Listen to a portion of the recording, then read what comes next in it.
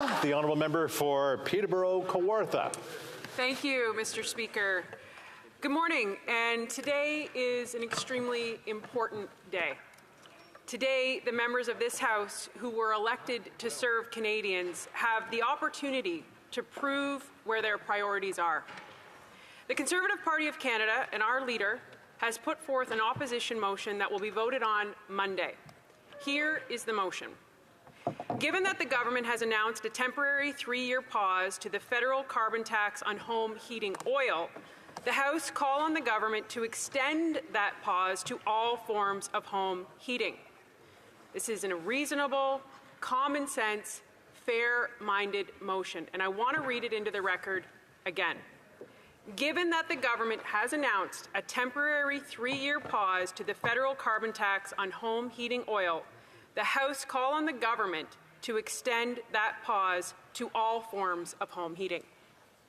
Mr. Speaker, after 8 years, the question is, why would we even have to ask for such a common sense motion? How did we get here? How did we get to the point where the Liberal NDP government put in a punitive tax telling Canadians it was an environment plan, when we know now, through expert testimony and the behaviour of this Liberal Prime Minister, that this punitive carbon tax, which is driving up the cost of living, was never about environmental science. It was always about political science. And that is the pattern of behaviour we have seen over and over from this Prime Minister and the NDP, who continue to prop up this government and then practice hypocrisy in this House every single day in the chamber. Because the NDP prides itself on saying they stand up for the middle class, for the most vulnerable, and yet they prop up this Prime Minister who is making their life a living hell. This is not my opinion, Mr. Speaker. These are facts. Last week, Tiff Macklem, the Governor of the Bank of Canada, testified at the Finance Committee, and I want to read into the record some of this testimony. Mr. Tiff Macklem said, "First of all, it is the most vulnerable members of society that are suffering from the most high inflation. They are feeling the brunt of affordability more than everybody else. They can't just move down the market. They're already at the bottom of the market. Much of their spending is already on necessities. You can't cut back on that. That's why it is so important that we get inflation down. Inflation is a tax that disproportionately affects the most vulnerable members of society." Now, some people may want to argue that the carbon tax is not responsible for inflation, or that it's not contributing to inflation. Well, let's correct that for the record as well, Mr. Speaker. This Prime Minister has tried to tell Canadians that repeatedly. But again, we know it's not true. Let me read into the record more testimony from the Governor of the Bank of Canada during Finance Committee last week. The member from Northumberland, Peterborough South, said, "Just to reiterate what you said there," he's referring to Mr. Macklem, "it would be 60 basis points, or 0.6%, which currently the inflation rate is at 3.8%. That equates to almost 15% if I can do the math quickly." Mr. Tiff Macklem, "It would be 3.2.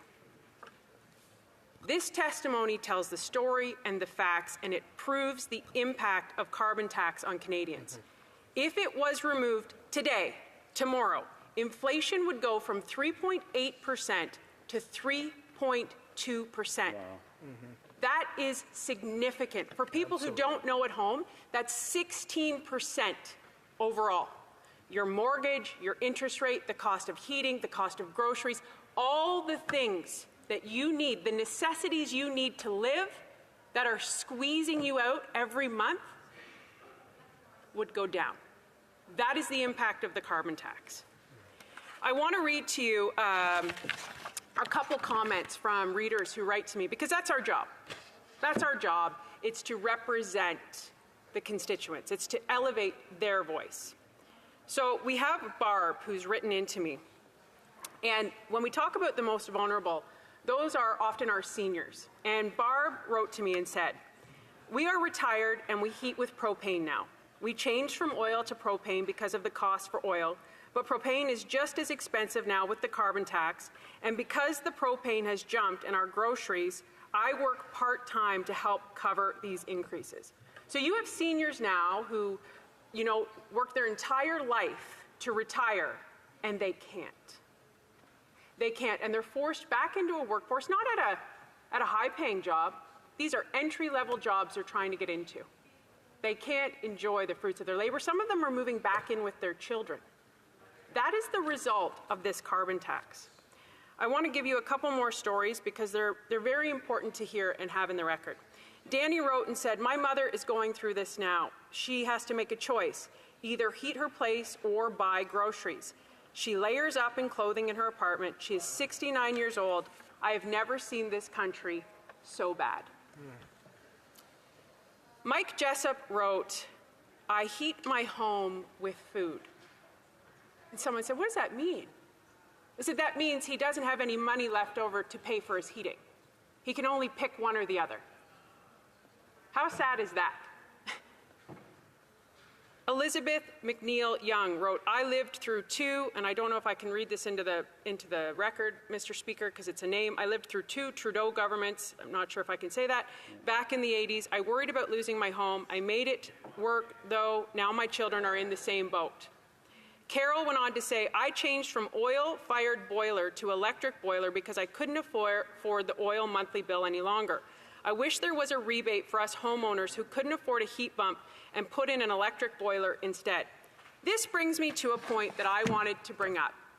I sit in this House every day and listen to the members opposite on the Liberal Party. Their new argument is, "We're giving away free heat pumps." Two problems, Mr. Speaker. Number one, heat pumps only work to -25. We live in Canada. I don't know where they're talking about, but many areas in Canada go far below -25. Sure. Second problem, they're giving away free heat pumps. That is the essence of the problem we have in this country because of those Liberals. There is nothing free. Right. It is taxpayer money. This is basic fiscal policy, Absolutely. Mr. Speaker. Anyone who manages any household budget understands this. There's monetary policy, which is controlled by the Governor of the Bank of Canada. It's his job or her job to control inflation. Fiscal policy is controlled by the government, which in this case is the Liberals and NDP. And fiscal policy is how much you spend. And anybody at home, a basic student going to university right now, knows if you spend more than you make and you have to use your credit card, you will only be paying off interest, and that debt will go up and up and up. That is how we got into this position. So when they say they're giving away free heat pumps, Nothing's free. that's disgusting because it is taxpayer money. Be honest, be transparent. You are using taxpayer money. How much is that going to cost? Are they going to pay for the AMP service that they're going to need to up that AMP service? That is the issue. They don't have their money. They have taxpayers' money. And until they figure that out, we are going to keep doing the same thing over and over again. Their agenda is not about the climate. It's about holding on to power and keeping seats that are slipping from them because Canadians cannot handle this misery any longer. We heard from a Liberal minister on national television say if people want to break from the carbon tax, they have to vote Liberal. Shame. Shame. It is awful. Every Canadian deserves the necessities to live. We are Canada. The only party committed to affordability in this House is Conservatives.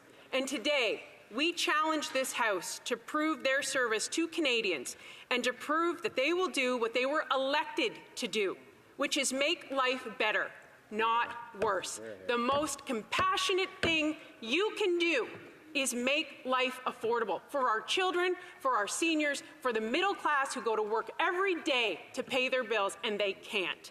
So today, we call on this House to treat all Canadians fairly and to vote in favour of our motion to pause the carbon tax on all home heating for all Canadians. Thank you, Mr. Speaker. Well done.